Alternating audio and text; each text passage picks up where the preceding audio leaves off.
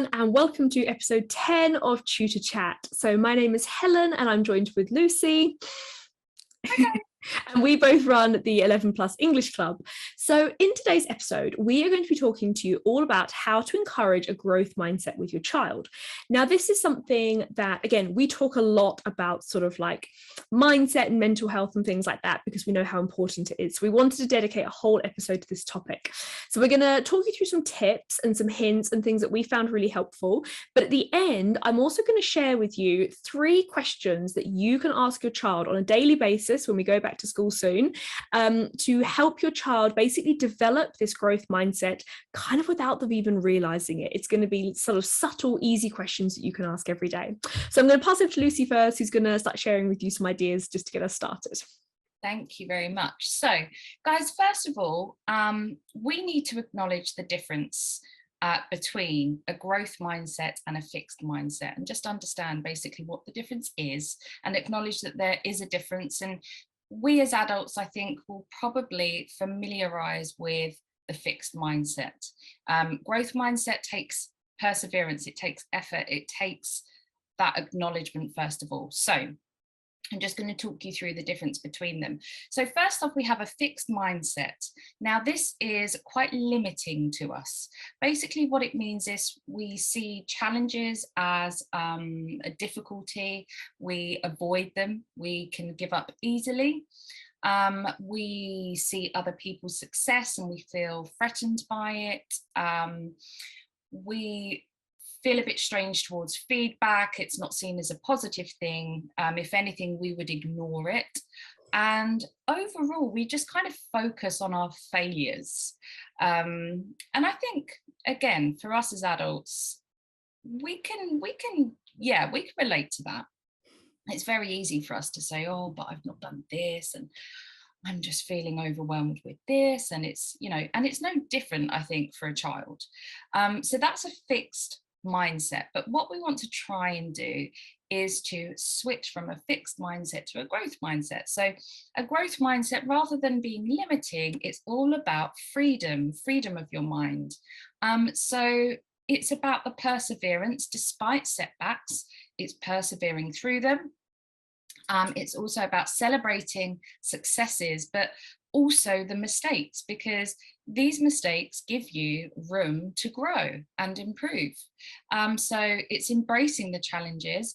And when it comes to feedback, it's accepting any criticism and seeing that as, again, room for maneuver. And, being able to say, yes, that's fine. I've got something to work on, even though 6 months ago, I would have said, oh, that's awful. Oh, my goodness. And you would have focused on that mistake for weeks.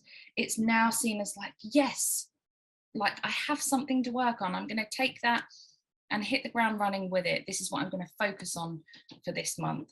So I think as long as we can understand the difference between them, then we can kind of acclimatize to, just realizing when we start swaying towards a fixed mindset and telling ourselves, no, we can't do that. We have to really, it takes work. It does take work. But it's like anything, nothing comes easily. That takes hard work and perseverance. But often those are the most successful things within our lives. And I think as well, it's about sort of like spotting these early signs, isn't it, when you start this 11 plus process? Like you'll hear it in your child's vocabulary, like when they're saying things like, I can't do maths, or I'm bad at English. They're very kind of like short, declarative, conclusive, sort of like, there's no room for maneuvering in there. Even if they say like, I don't like English or maths, that's still not, it's kind of like on the verge of being a fixed mindset, but it's when they have that very kind of black and white way of thinking. And like Lucy says, your kids are putting them limitations on themselves. And I think it's really important with the kids as well. It's like a really good word to get into their vocabulary is the word yet when it comes to this sort of stuff. So for example, like if they say, I'm not good at maths, you can finish it with yet. They'll get annoyed with you doing it. I do it with my students all the time. But it's amazing, it's trying to get them to kind of see, like I say, see these things as not like a done deal. And I know, talking from personal experience, like I was that child at school. I had this huge thing about I am not good at maths, you know? And what that meant is that every time I was faced with a maths problem, like, you know, clammy palms, racing heartbeat, like true stress and anxiety. You know, the thought of a maths test was like my worst nightmare. And then fast forward like 20 years, and I've taught maths up to like just below GCSE level. And I do things that when I, you know, younger me would never have believed that I could have been able to do. And it was never, ever the fact that these kids or like me in this situation can't do it. It's just that kind of wall has come down and we've decided before we've even given ourselves a chance. So I think that's what we're trying to avoid in this whole process here. Yeah, absolutely. Yeah. Absolutely. And I think as well, another thing is like being realistic with your kids and saying to them, like, I think it's so important, especially if you're starting the 11 plus journey, or wherever they are, to be honest, but making sure like they really understand this idea that like they are going to make mistakes. Like mistakes are perfectly fine, they're acceptable. Like it's why we have this whole preparation process, so that like we make the mistakes now so that we don't sort of make them on the day. So just another sort of set of tips for you here actually quickly is, if you're, let's say at the moment you're doing mocks or you're going through anything with your children, like looking at their work, when they finished it, I really recommend, don't let them just put the pen down, throw it to one side, forget about it. Yes, have a break in between, but I think the feedback process is arguably more important than the actual work process itself. I mean, they have to come together, I know. But the thing is, like, so many kids just sort of don't listen to feedback, or they don't necessarily take it on board. To them, it's not an important part of the process. And that's where we see kids making the same mistakes over and over again. So what you can do is ask them, okay, part one is, what did you do well in this? So let's look at the questions where you scored marks. You know, say English, for example, you were really good with using similes and metaphors in your writing, but then you talk about, but what didn't go so well? Okay, so you forgot to use a paragraph, you've forgotten commas after your fronted adverbials, you know, a bit of like structural punctuation stuff. So you kind of, and get the kids to write it themselves, like let them become the markers.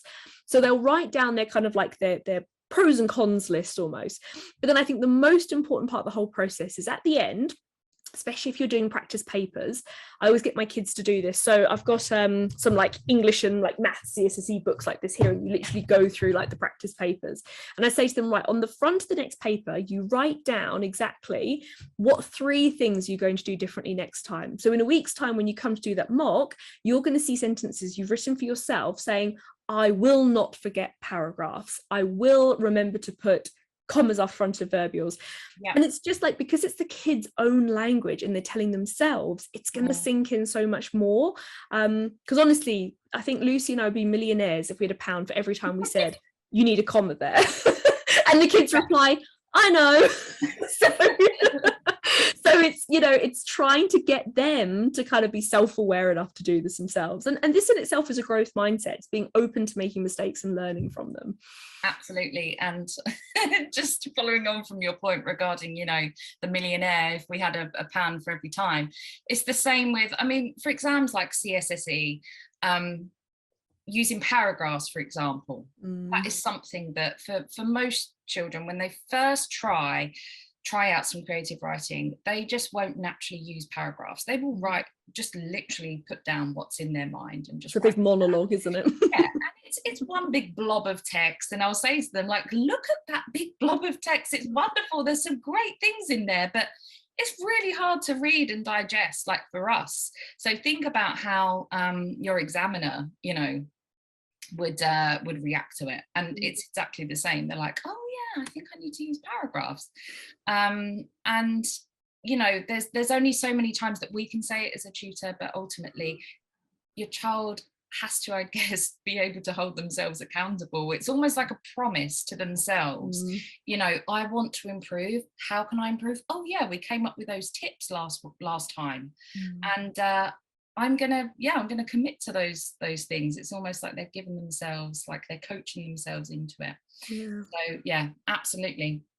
So that brings us on to our next point, which actually I think is probably going to hit hard for adults, actually, because a lot of the time, and you know, since children are, I guess, always kind of absorbing their their environments and, you know, relationships and, you know, how the world works. They're just taking it all in like sponges, which can be a good and bad thing, but we're going to use it in a good way. So we would like you as parents to understand that growth mindset comes from modeled behavior. If they can see that you as an adult are also applying growth mindset to your life, and this doesn't just come with, you know, academics and study, and this is literally just talking about everyday life. If you celebrate mistakes, for example, oh, you know, oh, I wish I hadn't have made that mistake, but actually now I know for next time, like I'm going to remember that next time, and I'm not going to make the same mistake, and I'm going to improve. Your child's almost going to find clarity in the sense that, yeah, grown-ups have this too. Grown-ups face challenges, but they don't see them as negative things. They're actually applying a growth mindset to help them overcome those challenges and to feel better in that. So I think a lot of it is modeled behavior, and if your child can see that happening at home, or, you know, just in everyday life, they are more likely when they face a challenge to say, right, don't panic, this is okay. You know, mum or dad or whoever is at home, what would they tell me to do in this scenario? And it all kind of falls into place then. And the pressure, it just, it drops, you know, there's less pressure. As soon as they can say, yes, I've made a mistake and I know how to deal with it, and I know that I'm not going to scream and cry about it, I'm actually going to fix this and acknowledge it. That's when the whole process, it just all becomes a lot more fluid and a lot easier all round, I think, for parents and for students. Yeah, and I think like an example of this as well is like, you know, I think when you start the 11 plus process, you know, so many parents we talk to do say to us like, you know, I've got no idea about these concepts and things. And, you know, when we were at school, I don't ever remember being taught about like coordinating conjunctions and all these sorts of like fancy linguistic terms that we use now. So like, I totally get it. I think sort of why parents feel like it's challenging, and you kind of feel like, how can I support my child with this? But I think, again, this is like another sort of thing like Lucy's saying with the growth mindset is sort of, I think with the kids, you can kind of play a bit on the psychology of these things, and you can say to them, look, I've got no idea what's going on here, but actually let's learn it together. And then you can kind of be a bit clever with this. And this is a bit of a teaching tactic we use, because in the way that people retain information, like it's kind of been scientifically proven that the way that the best way for you to retain information is for you to actually teach it yourself, because it's like a whole thought process you have to go through. You have to take in the information, you have to analyze it, understand it, and then kind of, you know, come out with it again in your own words. So there's like a real sort of process that you go through with this. So if you're learning something new with your child, you can kind of play silly a little bit and be like, oh, I don't get it, and get them to explain it to you. And one, that's like a huge win for them, you know, like kids love it. Like they do it in class all the time. Like sometimes in our presentations there might be the odd thing missing here or there, a word or a thing. They love it straight away. You can see all the hands going up. You've spelt it wrong, you've missed the comma, like when we're trying to type 100 miles an hour in the lesson. But like we embrace that, because like that for the kids is like a win, you know. It's like they're showing off their knowledge, and it's I don't know, a bit of a shift in the power balance, I guess, with these like psychology in the classroom, and they love that. So you can do that as well, and encouraging them to explain concepts back to you, and that will really help them like retain that information. Yeah, absolutely. I think child psychology, you know, that if we think about it, children are always being told like there's a limit there, there's a boundary there, there's a limit, you can't do this, you can't do that. So for them to have room to grow and for that power to shift is incredible. And they will, it doesn't, like, regardless of the subject, I guarantee they will enjoy that particular moment when they get to swap and they get to teach it, or they get to criticize what someone else has done wrong. They love it. They do love it. It's true. We do it in our lessons sometimes inside the 11 Plus English Club, when we do like creative writing and things like that. Sometimes we have little activities and we say to the kids, you know, you're going to be the teacher, and like their eyes light up, and we give them a piece of writing and they say, you know, like, Helen or Lucy has done a piece of creative writing, what do you think? And of course it's purposefully, filled with mistakes, and they love it. We say to them, how many mistakes can you see? But this is all as well kind of growth mindset and clever ways of getting them to recognize, like, actually this is the importance of checking work, and this is how we can pick up on mistakes. And it's that whole process of showing them, if you can do this for me, you can 100% do it for your own work as well. You're not limited. You don't have to rely on tutors or teachers to be able to mark and give you feedback. Like, you are capable of doing it yourself. Definitely. Yeah. Okay, so as promised, we've got 3 kind of questions that we recommend that you can ask your children when they sort of got home, because I know the classic thing is when the kids get home from school, we'll ask them, how was your day? And you get like a 1-word response, So we want to kind of shift this a little bit, and like we say, subtly start encouraging this growth mindset. So question number 1, you can ask, we're going to break it down to 3. Question number 1 can be something like, what did you achieve at school today? So, they're always doing little spelling quizzes or activities, things like that. So get them to think about what they did well, but rather than them just saying, I got 9 out of 10 or 10 out of 10 on my spellings and saying, yay, well done, ask them, like, why do you think that was? Maybe you could remember last week they got 8, this week they got 10. Say to them, what was different? What did you do? So the idea there is that you're getting them to reflect on like their behaviors, their attitude, their kind of methods of doing things, to get them to start working out like what works well for them, like what helps them to learn, helps them to feel confident, helps them to achieve these things. The second thing is in acknowledging maybe the opposite side, and say, like, what did you find challenging at school today? So not words like what couldn't you do or what was difficult. Again, it's like vocabulary, but be careful with. So what did you find challenging? And again, getting them to reflect on that and exploring, like, well, why was it challenging? Was it you didn't understand the concept? Is this like a pattern? Like, is this a subject that you generally find a bit tricky? And is it something, for example, when it comes to homework, if we say English homework, it's yay. If we say maths, it's running for the hills. Like, what sort of like patterns can we see here? And the last one is, what can we do to make whatever the topic might be easier for you? So let's say, for example, they found colons and semicolons difficult at school. So you can explore kind of why they found it difficult. Maybe they didn't understand the explanation that was given to them. Maybe the examples they had didn't match up with the kind of definitions. So you can ask them, well, what can we do? What can we do together to make colons and semicolons easier for you?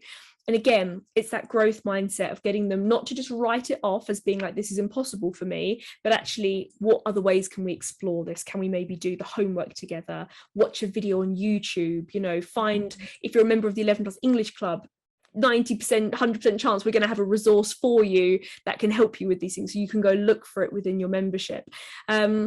So again, this is just like a great sort of series of open conversation starters to have with your child, and they won't even realize that this is like a kind of growth mindset exercise that's going on. But if done consistently, it can be so powerful for them in the long run.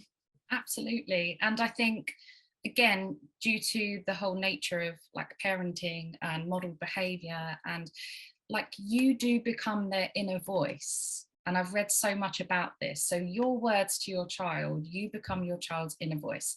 So if you say to your child, like, what's something that you found challenging today? And then they, offload everything to you. And you're like, but look, you did so well in this week or today, or blah, blah, blah, blah, blah.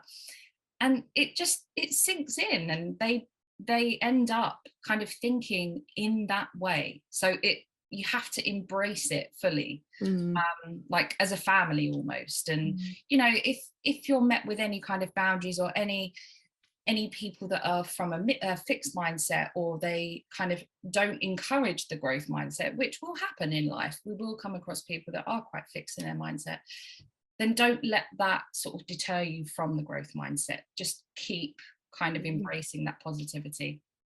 Definitely. Okay, guys, we hope that's helped you, and we hope these little questions kind of give you guys something good to talk about with your children.